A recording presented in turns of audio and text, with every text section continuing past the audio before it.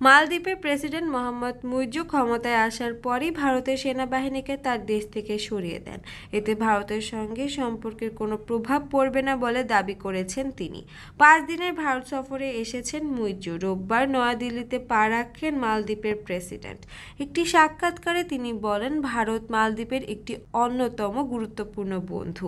পারস্পরিক সহযোগিতার মাধ্যমে আমাদের এই দ্বিপাক্ষিক সম্পর্ক গড়ে উঠেছে।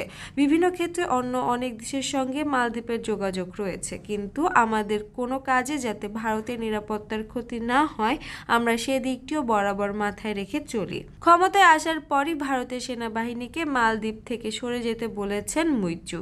তার কথা অনুযায়ী ভারতকে সেনা সরিয়ে নিতে হয় দ্বীপরাষ্ট্র থেকে। সে প্রসঙ্গে মুইজ্জু বলেন, ভারত এবং মালদ্বীপ একে অপরের চাহিদা এবং অগ্রাধিকারগুলোর বিষয়ে পারস্পরিক সমঝোতার মাধ্যমে এগিয়ে চলে। এটি আমাদের অভ্যন্তরীণ বিষয়। মালদ্বীপের মানুষ আমাকে যা করতে বলেছেন আমি তাই করেছি।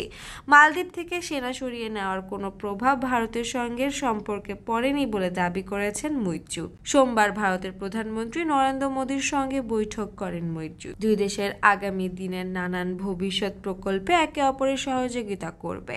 মুইজ্জুর সঙ্গে দ্বিপাক্ষিক বৈঠকের পর এমনটাই বার্তা দেন মোদী। তিনি বলেন, ভারত সবসময় মালদ্বীপের পাশে ছিল এবং প্রথম দিকেও ছিল। ভারতের পররাষ্ট্রমন্ত্রী এস জয়শঙ্করের সঙ্গেও এক দফা বৈঠকও হয়েছে মুইজ্জুর।